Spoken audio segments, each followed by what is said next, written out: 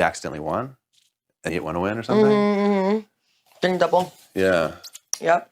Damn, that's gonna be a tough one. Usually, the things with these games though is like there's a strategy to do well if you think real quickly on it. Yeah. You got to feel it and think. And there's usually always a strategy to do well that beats the system a little bit. That's what I figured out today. Is I kind of beat the system by not standing. There's no dizziness involved. I know, that was so smart. Yeah, I mean, like I'm But for us, I don't think we could have done that because then. And it's so funny that is what worked. I know. Scampering worked.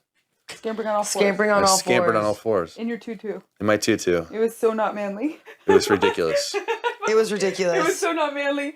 It was absolutely absurd. Mr. Spectacular crowns you in your tutu. He was wearing one too. Mm-hmm. But that was, you know. Do you think he takes anything? Like, why was his muscles so perfect? They were like literally No, like. he's all natural. You know, that's why I can't believe he was literally perfect. He's got all the good stuff that I can't get my hands on in here. Austin. Why would you want to though? I got 35-pound dumbbells. He's got everything he needs. Oh, I would never want to. Yeah. But he's like short too. He's like all right. It's easier for him to put on size than me, you know. But he's also very genetically just freak, you know. He's a freak of nature. He was a pro bodybuilder too before he was a wrestler. Oh wow. So he was even bigger, you know. He's probably not as big as he used to be. He's a wrestler now? Yeah, that's why I was so excited. Like he's a wrestler. Like I'm trying to go where he is and wrestle him. Like Mr. Spectacular. Yeah, he wrestles for TNA Wrestling in Orlando. Like I've been trying to get signed by them. Oh, and that's his wrestling name is Mr. Spectacular? No. I think he goes by Jesse Gutierrez or whatever his last name is. Gutierrez. But Mr. Spectacular is like his tag name. Yeah. But so like when he's out there, like for me, I was like, oh, this is what I've been waiting for, is like a moment like that, because this is huge for my career potential now. Because now everyone that is in wrestling world saw that today. Yeah. And now if they forgot about me, I'm back on the map, and like that could change my career after here. Like it was great for me to have that. And then him crowning me with the veto is even better, because that just makes a whole storyline. Like, hey, he had to put it on me, and we could have a whole rivalry on Twitter and shit. And like, I'm really like needed that to happen. Like I didn't expect him to come in. I know, right? That just surprised me, but it was perfect. Oh my God, I died when he came in. I was like, oh my God. Yeah. That's what I was trying to play it up to, and like when he was doing his poses, I was like, you know, cover your eyes. That was hilarious. Yeah. No, it was good. It was really good that he came in. Yeah. So he's doing TNA wrestling in Orlando. That's cool. So my friend EC3, who wrestles with him, used to wrestle with me in WWE, and we're like best buds, so we can be linked up through him at this point. I'm sure he's gonna go. I feel like for sure you like now you have an in with TNA wrestling. Like that was 100%. It. If I didn't have it before that today, I'd have it today. Yeah. So if TNA wrestling's still afloat, they were kind of struggling with some TV deals before I came in, so I don't know what happened. Hopefully they got a new TV deal. Yeah. Because when wrestling companies lose their TV deal, that's it. They're it's done. tough. Yeah. So I'm hoping that they're still afloat, doing well, because EC3 was like the champion, doing real well, and he's my buddy. So through him, it would be very easy for me to come into the company now. Though I probably need about 6 months of hard practice in wrestling again. I am so rusty. Yeah, because you're out of it. I know. Yeah, I haven't done any wrestling in a long time. Feels like a long time. So and that's why I was so excited. Sorry if I. Do you think he knew who you were, like the wrestler? He knows who I am. Oh yeah, he knows me. He wanted to call me Judas out there. He did? He called you Judas? No, not until I said it out there. Then he went, "Good luck," or "Congratulations, Judas." Judas. Oh my God. Yeah, but he wasn't going to say it unless he knew I was saying it to the house or something. Yeah. But yeah, he for sure knows, because my friend only calls me Judas. Like my wrestling buddies call me by my wrestling name from WWE. Well, some of them call me Austin. Like when I wrestled as Austin Draven too, people would call me. Whenever you meet a wrestler, whatever wrestling name they have at the time is usually what you end up calling them. Well, yeah, because that's. Were you born as Austin? Yeah. Mm-hmm. That is your real name. Yeah. Draven is not though. No, Austin Madelson's my real name. Draven was when I was wrestling independently, and then WWE made me erase that name, and that's when I got Judas Devlin. And I was able to create that name, but they own Judas Devlin. They don't own Judas Draven or Judas or Austin Draven. I own all that, so I can use whatever I want now as long as it's not Judas Devlin. Yeah, because that's their property. So I can call myself Judas all I want. It's just like I can't use the last name. Devlin. Yeah, and I got Devlin, and they loved that. But my friend Jay, who's the gambler.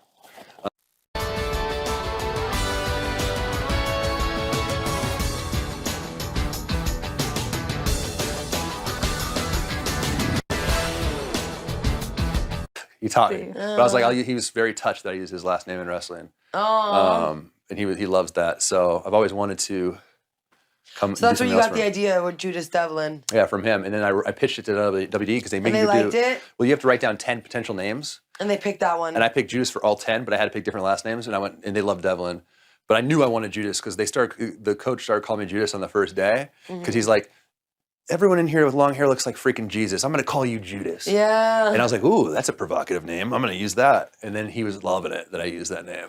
Yeah, that's perfect for Yeah, you. it was great. Like they loved it. Of course, I never able got a character going with them because I got Right. injured in politics. And they said I was done. Really? They said I was done. And Wow, they said I that's didn't so have what it sad. takes. They said I didn't have what it takes to make money, be entertaining. Make that money. And my injuries, maybe I should hang it up. But hopefully I proved them wrong in here. I You know. know? They're brutally blunt with you? Oh, it was brutal. Like one day they brought me in the Christ. office, 6 months into training, and mind you, the guys I know that have done well in WWE, 3 or 4 years they're in that training room without ever seeing TV before they're ready. I'm there for 6 months. And I thought I was doing okay. I had 2 matches in 6 months. I'm brought into the room and they're like, "Time for your evaluation." "Well, you don't have what it takes. We don't think you're cut out for this. Maybe wrestling's not for you. Good luck. You're basically down to your last month here." And I'm like, what happened? 3 months earlier, you guys were saying, "Hey, you're almost ready for TV."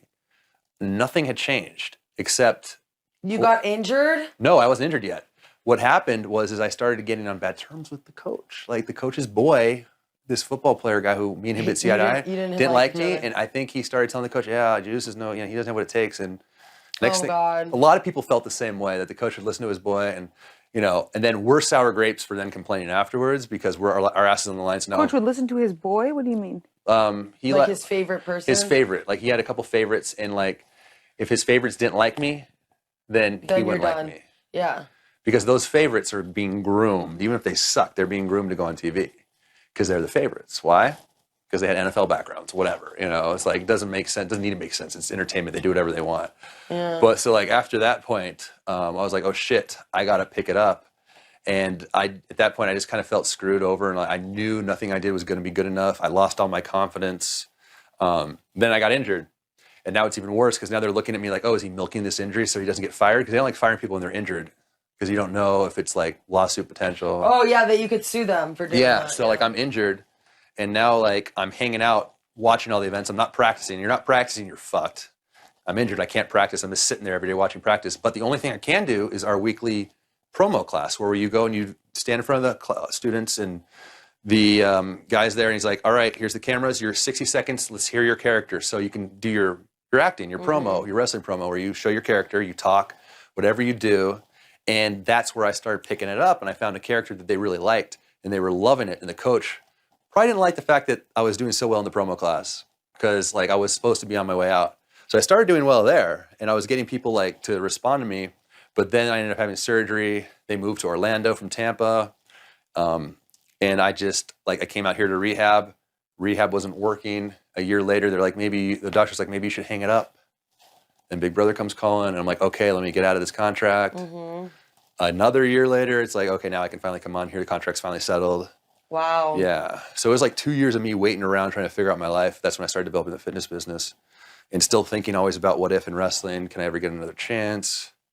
My friend EC3 is telling me, dude, if you can do that reality show, if you can do Big Brother, I can really get you in here. I know. Because you're on TV. Like, that's huge. It's huge for a lot of reasons. It shows WWE that, hey, look, I can potentially be entertaining to people. Hey, I can maybe make money using a Judas character. Like, and that's how Mr. Spectacular got his in. yeah, TNA. it worked, And I'm showing them, too, hey, look, I'm not very injured anymore. I'm actually doing pretty well. Yeah. Like, I'm jumping around these competitions, and so far my back's held up. I didn't think it would. I was waiting because before I came in here, every month I'd have a flare-up that left me in bed for like 3 days. Yeah, but now I feel like something clicked finally, and I'm finally healed. So watch me go out next week and injure myself. But no, I'm feeling good. I think I've done enough athletic things in here to show them I'm healthy. So it's like I feel like it's been a win-win for me at this point. Yeah. Um, Did they tell you, like, did you have those tattoos before, or did they Yes. tell you? Okay. They told well, once you're there, you can't get any more tattoos unless they approve it, because you're now their image thing, and like they don't want to mess with So, that. yeah, they approve, yeah. So, but my tattoos are part of my look, so I was all fine. But Faded to Pretend, did you have to cover that too? No, Because that's no. a lyric? Okay. They never asked me about that. They just kind of